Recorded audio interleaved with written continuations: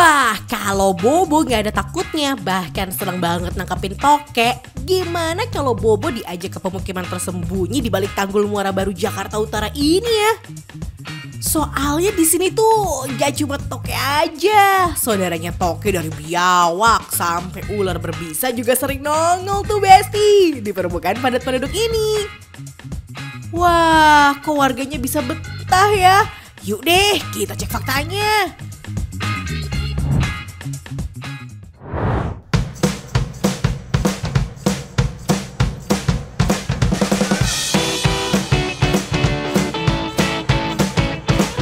Hai Besti, aku lagi ada di Pelabuhan Sunda Kelapa. Nah, ini nih pelabuhan tersibuk yang ada di ibu kota. Pasti semua udah pada tahu ya. Tapi kalau yang satu ini, saya yakin nih pasti Besti di rumah juga nggak tahu. Di sini ternyata ada perkampungan yang bisa dibilang agak terisolir.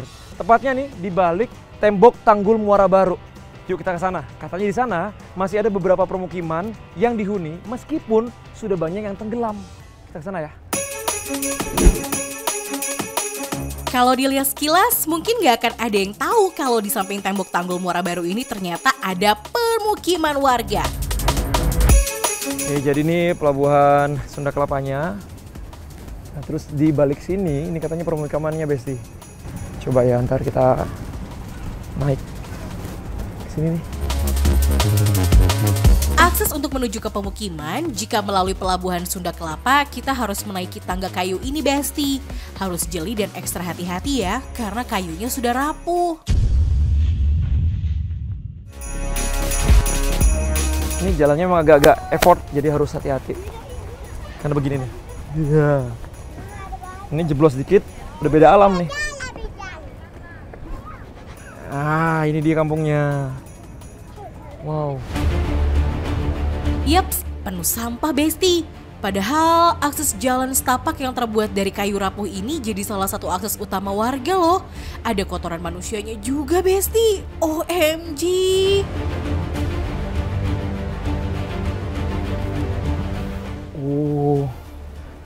Jadi begini Besti. Jalannya harus hati-hati karena benar-benar ini jalannya cuma setapak banget. Dan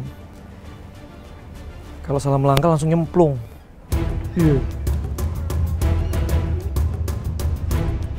Gak cuma akses jalannya aja yang cukup ekstrim Besti. Saat memasuki area permukiman, kita tuh langsung disambut oleh lorong yang sempit dan suasana gelap dan becek. Juga lembab jadi pemandangan utama Kampung Marlina di Muara Baru, Kecamatan Penjaringan, Jakarta Utara. Sejak tahun 1978, daerah ini mulai dihuni para pedagang dan buruh harian. Padahal ya Besti, area ini tuh dulunya adalah rawa dan semak belukar loh. OMG, pantesan aja masih ada rawa di samping permukiman ini.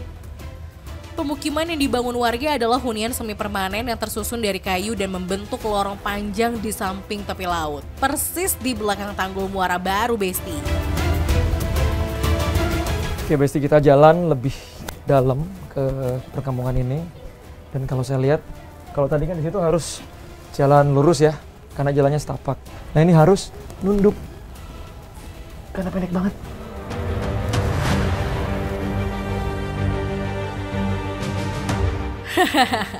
Emang beda dari yang lain ya Besti. Untuk menelusuri permukiman ini nggak disarankan buat remaja jompo ya. Jalannya tuh harus nunduk sejauh kurang lebih 20 meter Besti. OMG, keluar dari lorong ini bisa sakit pinggang ya. Jadi harus nunduk Besti biar nggak kejedot. Nah, dah. Satu terowongan udah lewat. Bu, permisi ya Bu ya. Enten, permisi. Ya, masih banyak Besti terowongannya. Harus. Masih panjang ya Bu? Oke Bu. Jadi memang rumah-rumahnya itu entah ini, kalau saya lihat rumahnya sudah agak tenggelam ya. Nih, coba saya mau tunjukin ke Besti ya. Kenapa saya harus nunduk? Nih. Jadi ini jendela, ini jalanan. Saya yakin dulunya ini nggak sependek ini, nggak setenggelam ini. Tuh, lihat. Nah, bener kan? Jadi ini jalan, ini pintunya. Tapi sayangnya nih Besti, akibat penurunan muka tanah, banyak rumah yang terendam air dan mulai ditinggal oleh para penghuninya. Rata-rata rumah di sini tuh punya langit-langit yang sangat pendek Besti. Ini bukan karena sengaja ya, tapi emang terbentuk akibat proses pengurukan atau penimbunan biar gak banjir, khususnya banjirop atau banjir laut pasang. Soalnya pemukiman ini kan emang mepet banget sama laut ya Besti. Aduh.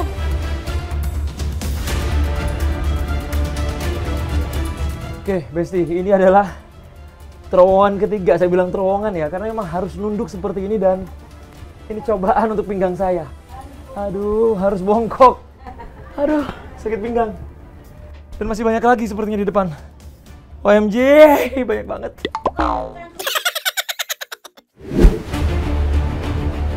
Seiring berjalannya waktu, para warga di sini tuh mau nggak mau emang harus berbagi ruang. Mereka tinggal di rumah berlantai 2 seluas 2-3 meter persegi Besti.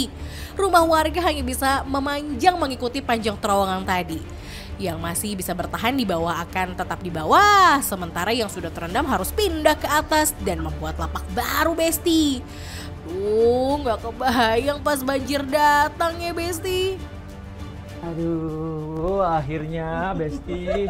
Bu, permisi. Iya. Ini memang agak-agak ini ya, capek ya jalannya ya. Harus bongkak. Ibu nggak capek Bu, jalan sebelah situ Bu? Udah biasa. Udah biasa. Bu, ini nih kampung apa sih namanya Bu? Marlina. Itu disebutnya kampung kereta. Kampung kereta. Kampung kereta. Iya. Rumahnya soalnya kayak kereta kan. Panjang, Kayak gangnya kontainer panjang gitu, ke sana. panjang. Oh, pantesan Besti. Jadi saya perhatikan rumahnya memang nggak ada yang melebar. Iya. Rata-rata memanjang dan tingkat ya. Iya. Termasuk rumah ini berarti? Iya. Ini rumah siapanya? Oh Ibu. Silakan, Mas. Bu, saya numpang ya Bu ya. Iya. Permisi ya. Jadi ini makanya namanya dibilang kampung apa? Kereta. Kereta. Karena rumahnya memanjang. Memanjang, lebarnya cuma 2 meter. Oh, ini 2 meter ya segini ya? Iya, 2 meter panjangnya. Oh, itu kamar, ini langsung dapur. Dapur di sini. Ini apa? Dapurnya ini kamar mandi. Ini kamar mandi. Permisi ya Bu ya. Oh, ini kamar mandinya Besti. Oh. Terus kalau mau nyantai-nyantai di mana? Di sini aja di luar. Kalau di sini sama keluarga. Oh, gitu. Ya, kebanyakan kita duduk di luar aja. Sebagian warga yang tinggal di sini ternyata bukan rumah pribadi loh Besti, tapi itu rumah kontrakan. Setiap bulan warga harus bayar Rp350.000. Tapi itu belum termasuk air bersih dan listrik ya Besti. OMG, lumayan juga ya Besti sewanya untuk permukiman yang setiap saat bisa terancam banjirop. Berpuluh-puluh tahun tinggal di permukiman ini sudah mereka rasakan. Suka dukanya mereka telan sendiri Besti. Belum lagi saat banjir, akses jalan tertutup total. Warga yang tinggal di sini juga harus siap dengan berbagai resiko.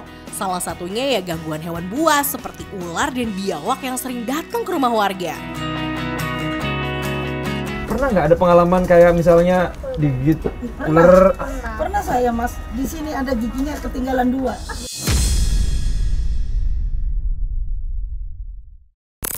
Iya. Digigit ular serius? Iya, setengah 6 saya keluar nyari sayur. Bener saya. Ada darahnya juga, giginya nempel. Terus Ibu nggak kapok, nggak pengen pindah gitu? Ini kan agak serem kalau ada Ya, ular sampai gimana giginya. lagi? Orang udah ada biasa di sini. Dari tahun berapa? Ibu kan dari tahun 2000. Saya 2002. 2002. Keselamatan tak mereka hiraukan, sudah betah tinggal di kampung ini katanya Besti. Hewan buas dan apapun mereka tuh nggak takut Besti. Cuma satu yang buat mereka khawatir, rumah mereka rubuh diterjang banjirop. Ngeri-ngeri sedap ya Besti. Ya ini rumah Besti, memanjang. Yang sebelah sana juga terus memanjang. Jadi rumah di situ nggak ada yang melebar. Karena akses jalannya yang sempit, jadi berbagi rumah dan gang seperti ini. Makanya namanya Kampung Kereta.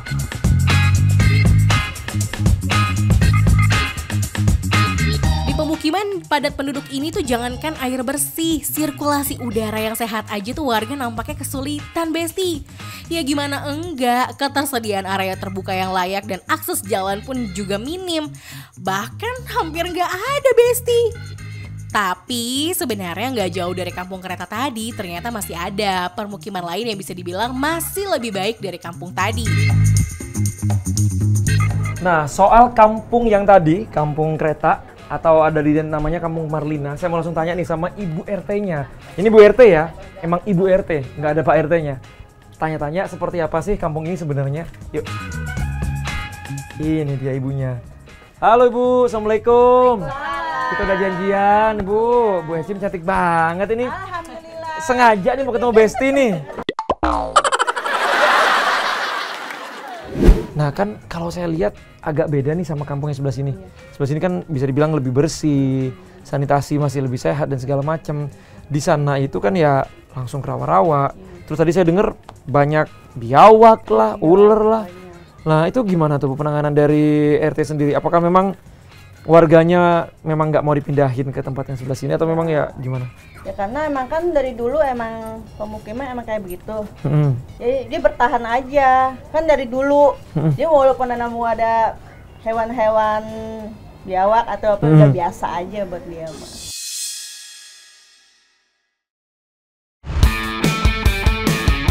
Emang kalau udah betah, mau pindah ke lain hati juga susah ya Besti. Mereka akan mempertahankan wilayah mereka walaupun dirasa tak layak huni. Nah, terjawab ya Besti, kenapa kampung kereta ini terlihat seperti terisolir. Meski masih bagian dari Kampung Marlina, kampung kereta itu letaknya cukup jauh dan mepet dengan laut serta rawa. Agak sulit terlihat nih Besti.